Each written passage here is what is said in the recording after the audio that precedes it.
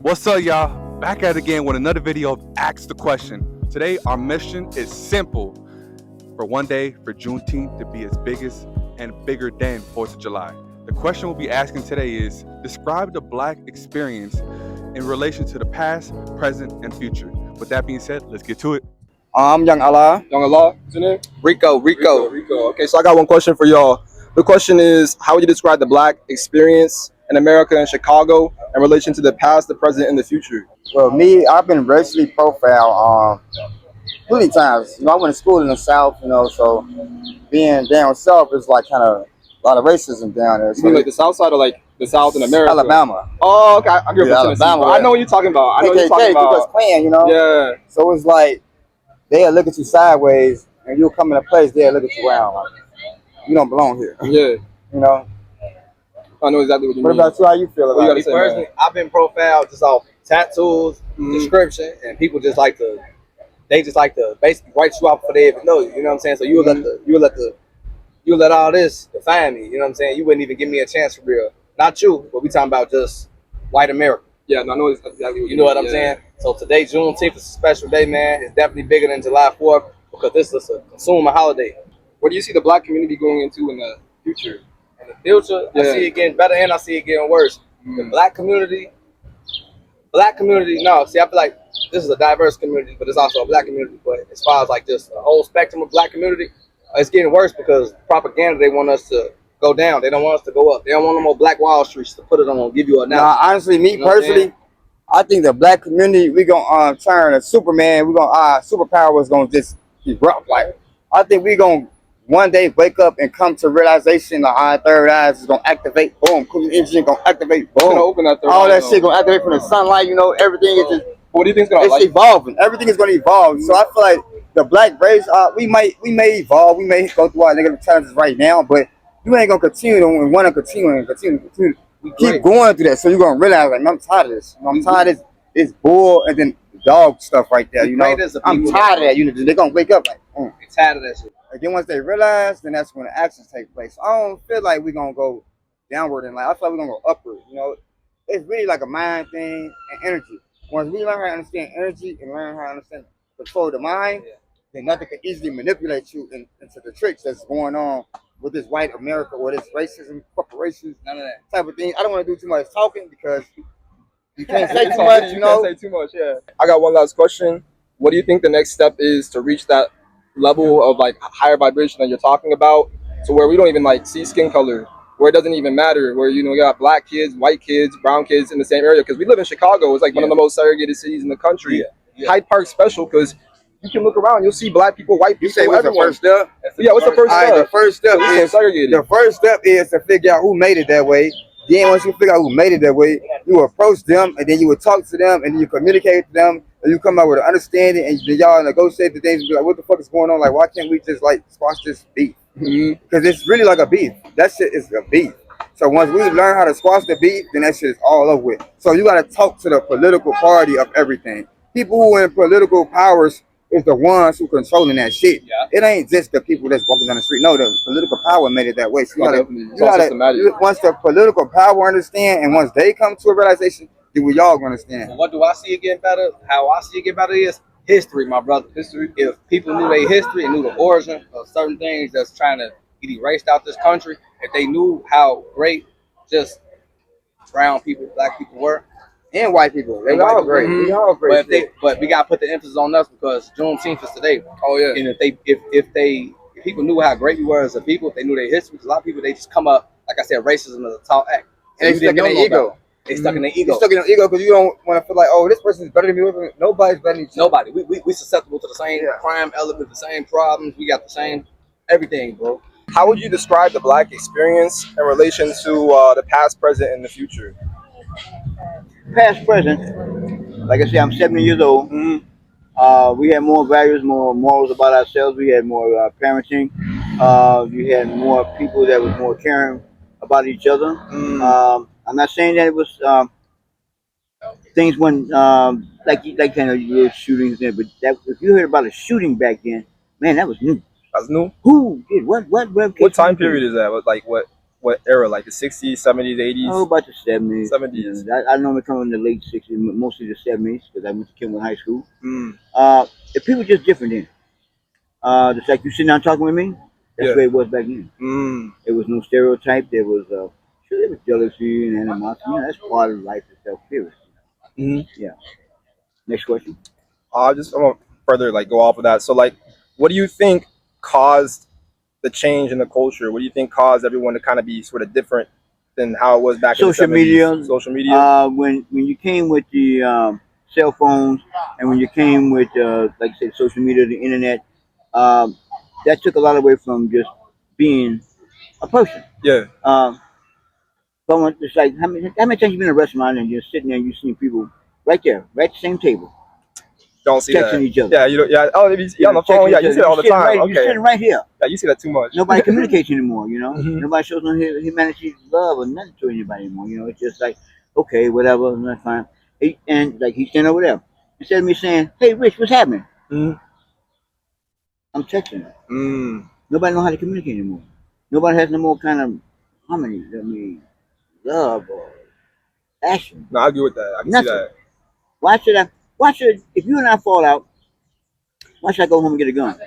Hey, You and I have been friends. Don't do that. You and I have been friends for a long time. We done broke bread together.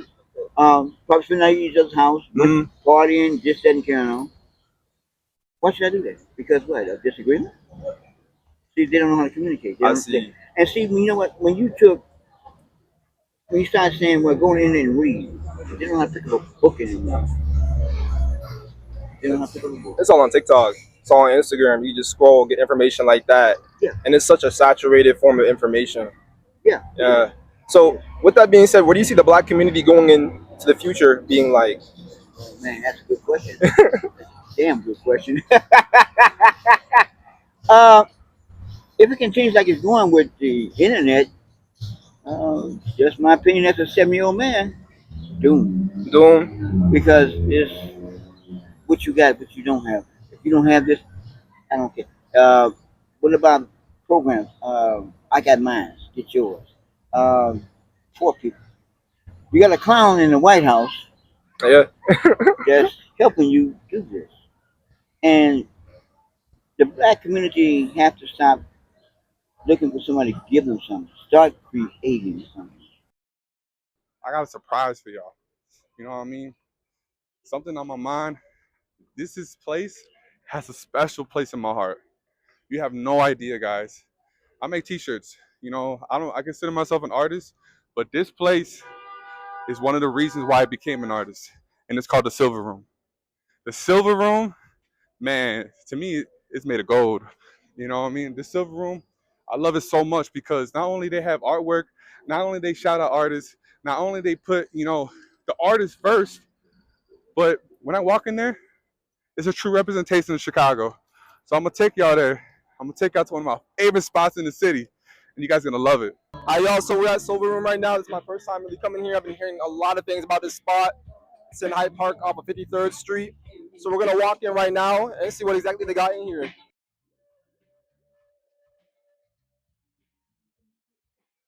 This is what I'm like hyped about. We got all these coasters, all these different albums, bro. They got that last Sade album, Tribe Called Quest, Lupe Fiasco, man, Michael Jackson, Prince. Who y'all think is better, Michael Jackson or Prince? Like real shit. NWA, and we got the Roots right here. We got the Roots right here. But yeah, we're gonna walk around a little bit more. Go to the jewelry section. Got a lot of nice pieces. Down here you can see a couple rings, some bracelets, necklaces. Oh man, we got the MF Doom skateboard. RIP Doom. All caps, you spell the man's name too. All caps. But yeah, we're gonna walk around a little bit more. Oh man, they got Rihanna on a book. I think this is the book, isn't it? Yeah. I say it's just a lot of black culture, black art in this one building, and you really can't find anything like this in America, in my opinion. I've been all over, from Texas to Tennessee to the Bay Area, and I honestly haven't seen a shop like this at all.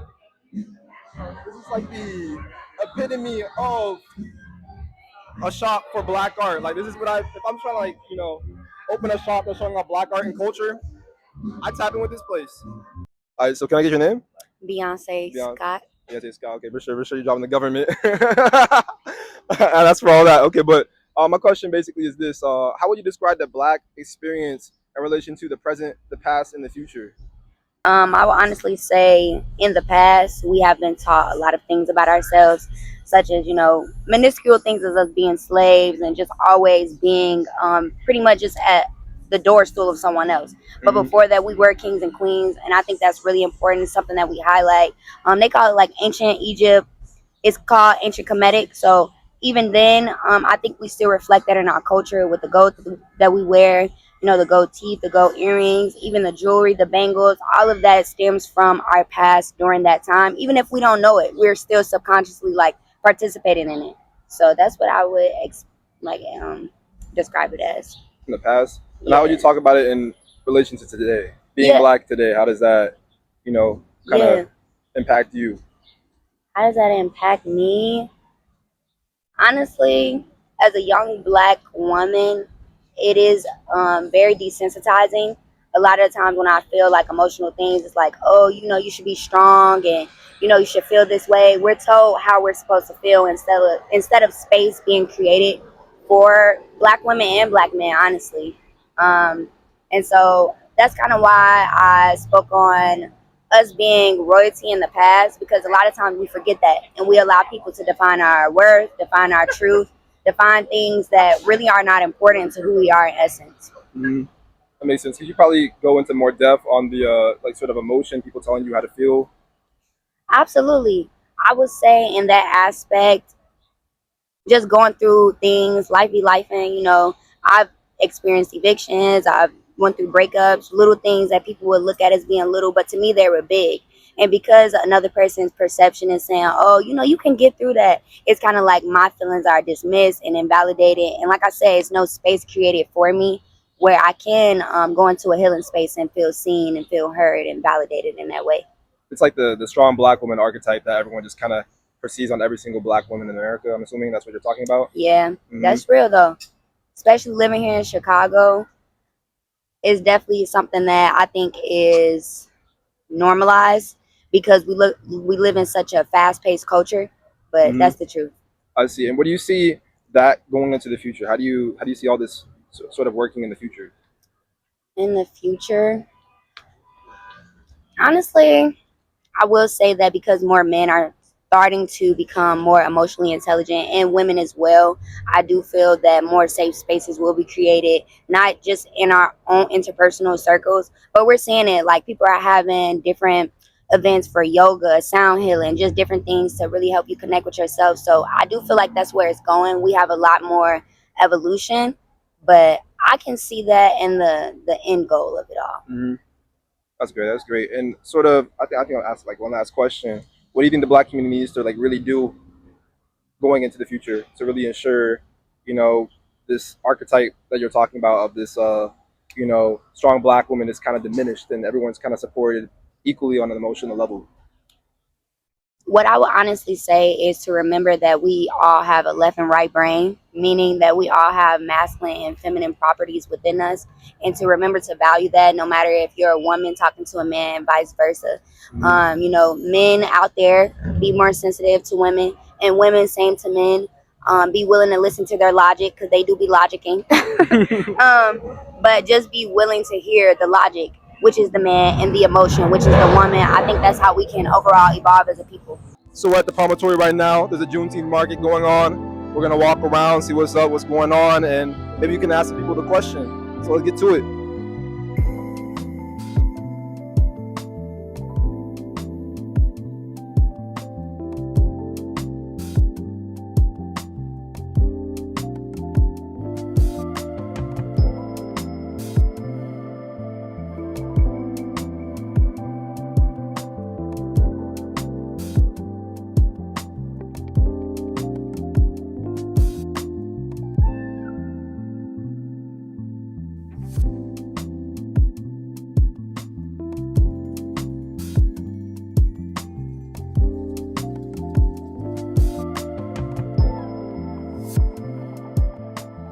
today, you know, it's bigger than that 9 to 5. It's bigger. I'm trying to break out that 9 to 5 mask, man. You know, and I know you guys relate to that too. Some of us, you know, we're stuck on a 9 to 5, but we can't forget to celebrate one another, no matter what it is. Even if it has nothing to do with you, it's important to celebrate one another. You know, because at the end of the day, the only thing we could take when we die is our memories. You know, we can't take our money, we can't take our car, we can't take our clothes, but we can take our memories when we go. You know, and I want to live in this world full of memories, of spreading joy, making my noise, and spreading positivity and love, man. And I think that's what it's about. And I get that from everybody around me, starting right here in Hyde Park. You know, and again, I want to say happy Juneteenth, y'all. We're gonna wrap it all up. You know, Yeah. what's the name of y'all corporation? Hold on, what's the name of it? Let's go ask the question. Ask the question. Shout out to Ask the Question. We love Ask the Question. You can ask me a million questions, ask me a million one questions, and we gotta do some more work with y'all. Shout out the music. Oh yeah, my music's go stream my new song called Quack Quack Quack Quack Quack. My young Allah. It's going viral. It's the kids gonna like it. Hey, bet, Your baby gonna like it. They gonna love it.